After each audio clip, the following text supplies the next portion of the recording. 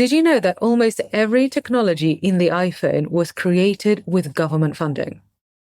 Today, I'll show you why understanding the hidden role of governments in tech innovation could be the key to your success, whether you're a founder, an investor, or a policymaker. Welcome to the Tech for Non-Techies podcast. I'm your host, tech entrepreneur, executive coach, and Chicago Booth MBA, Sophia Matliova. My aim here is to help you have a great career in the digital age.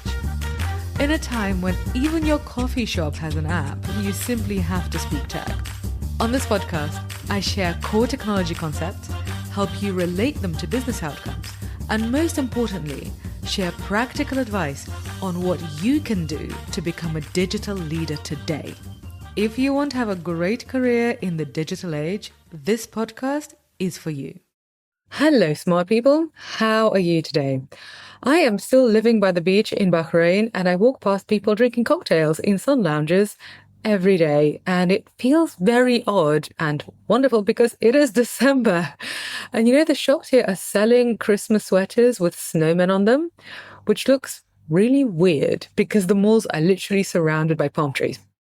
And today we are going to have a sophisticated, strategic episode.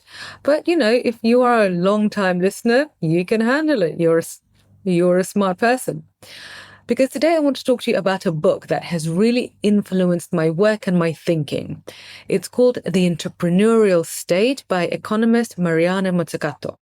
I've added a link to the book in the show notes. So Mariana Mazzucato is an economist, and she's a professor at University College London, where she founded the Institute for Innovation and Public Purpose. Professor Mazzucato is the author of several books on innovation, but it was her book, The Entrepreneurial State, that really shook up established thinking on entrepreneurship and the success of Silicon Valley. So it's basically just something you really need to know about if you are in this kind of ecosystem world, because people do talk about it. In this book, The Entrepreneurial State, Professor Mazzucato shows that governments are the big investor in tech innovation, and that governments go in with long-term funding way before the private sector. And I bet that's a surprise for many of you. And in fact, she actually shows that almost all of the innovations in the iPhone were government funded in the first place. And that Steve Jobs basically put together existing technologies into a new innovative design. Now, isn't that interesting? And I will show you the details of that later on in this episode. And as many of you know, my company is currently working on a big tech education initiative with the government of Bahrain. And I've also previously advised a UK government department on tech investment strategy. So I have a view that is both very practical and hands-on, because that's how I started my career, and also that's kind of what I like. So I have created programs that teach non-technical founders how to make their app. And also I have big picture and strategic experience, like on how to build a thriving tech ecosystem that is going to keep on working and feeding and growing in the long term. And today we're going to focus on the latter, because I want to show you how smart government funding has created sustainable success and how it has created entirely new sectors. And also I'm going to show you how to use this information to your advantage, because I never want to just give you theory and kind of leave you alone with it. We are practical here. Today's episode is going to change how you think about innovation and success in tech, whether you're making policy, building a company, or investing in tech. And for the policymakers listening, I'll show you what successful government innovation programs look like with real examples from Singapore and Bahrain, so you'll learn what actually works, not just what sounds good in policy papers. And obviously, if you want more of this, then get in touch. And for the founders, you are my first love. You will learn how to spot the signs of a supportive government ecosystem, and also, what to lobby your governments for. And trust me, this really matters, because you might think that government support is all about tax rates. That's only a small part of it. And I'm also going to show you how companies are working with forward-thinking governments to accelerate their growth, so you can do the same. And for the investors here, you are going to learn to avoid a massive blind spot in your due diligence, because you will learn why some of the most successful tech companies choose to build in specific locations, and how government support, which is often invisible to outsiders, can make a huge difference between success and failure. Because I want you to stop falling for this lone founder just innovating in a garage without any help myth, because well, it's a myth. It doesn't work. Anyway, so my goal today is to give you practical insights on what you can do today, whether you're crafting policy, choosing where or how to build your company, or if you're making investment decisions. So let us begin with the story of the iPhone. You might even remember when Steve Jobs unveiled the iPhone back in 2007. And I'm sure that you know it was a revolutionary product when it came out, and it changed everything. And yes, that is true. But let's go beyond the surface. So here's what most people don't know, and what Professor Mazzucato teaches us. Every major technology in the iPhone, literally every single one, came from government-funded research. So that touchscreen that we all love, that came from government-funded research at Delaware University. The internet, that was based on research at DARPA, and DARPA is the Defense Advanced Research Projects Agency. Quite a mouthful, so let's just say DARPA. So DARPA is a research and development agency of the US Department of Defense. This agency was founded in 1958, and its primary mission is to develop emerging technologies for military use. So now I use their research to watch cat videos on TikTok. I bet they did not see that coming. Anyway, I digress. GPS, another brilliant technology that we all use and that is part of the iPhone, that also came from a Department of Defense project. And even Siri, whom I regularly talk to, even Siri started as a DARPA project at Stanford. So I am not taking away from Jobs' creative genius, because that is definitely there. Because what Jobs and Apple did brilliantly was design innovation. They took these fundamental technologies and turned them into something that we love to use. And that is creative genius. But they did not create the core technologies to begin with. These came from decades of government investment in basic research. The kind of long-term risky investment that private companies rarely make, because it is basically too risky and too long-term. So by the time the private sector gets involved, the public sector, as in the government, has basically laid the foundations. So the private sector is usually actually the second to come in. Isn't that interesting? That's really contrary to basically what you are going to hear tech innovators say, and what you'll hear in the opposite of what VCs say. And I wonder why. Let's look at their incentives. Anyway, so this matters because we often hear that governments should just get out of the way and let private companies innovate. But the reality is that without government investment in basic research and in new technologies, private companies would not have the building blocks they need to create commercial products. And here I'm talking about investment in research and investment in education. This is different to picking winners.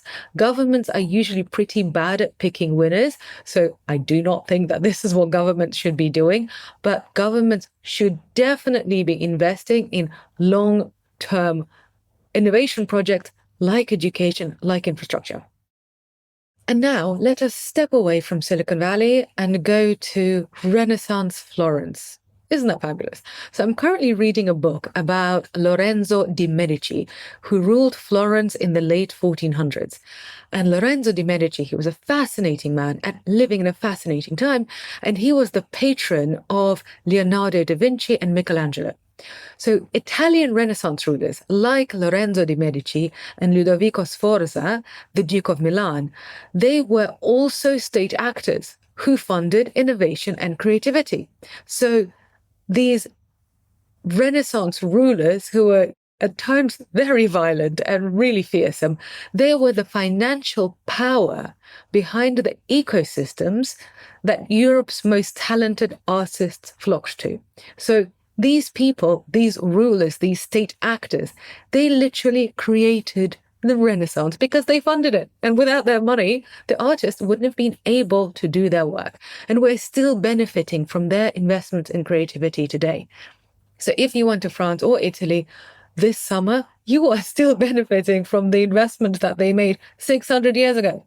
So this whole thing of government-funded innovation for the long term, it is not a new concept. Yes, Leonardo da Vinci was certainly a genius, but he needed a government-created ecosystem in order to thrive. So when we focus only on founders and their genius ideas, we do miss the bigger story. So let's look at Singapore, a tiny island that transformed itself into one of the world's leading tech hubs.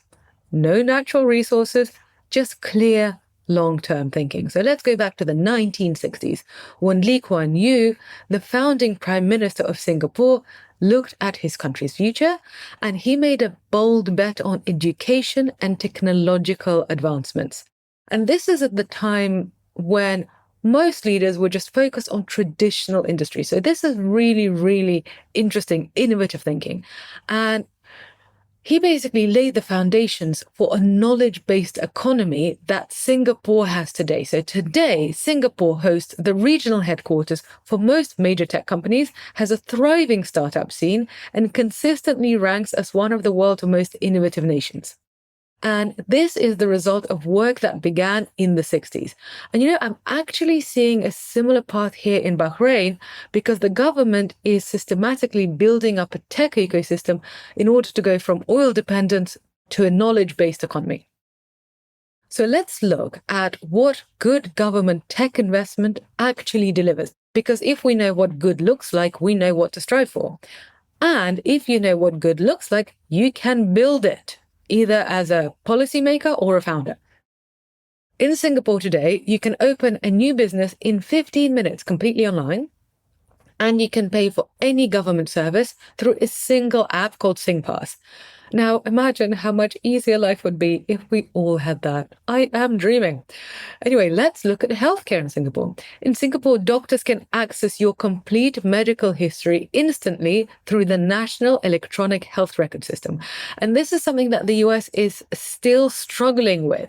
And I actually have two clients who are health tech innovators in the US, and you heard one of them on this podcast a few episodes ago. Her name is Dr. Marilyn Sandor. And so these two clients, they're really held back by how hard it is to get patient records all in one place. So literally, if there was this government innovation to just have all the national health records in one place, it would make the lives of health tech innovators much easier. And so let's look at Bahrain. I am seeing a very different approach to regulation here than I see in the UK.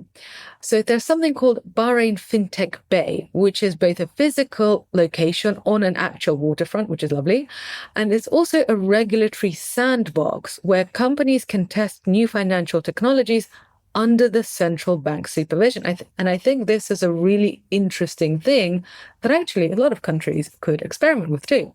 So a regulatory sandbox means that instead of waiting ages for regulatory approval, fintech companies can test their new product with real customers in a controlled environment. And then if these experiments go well, then basically they can scale.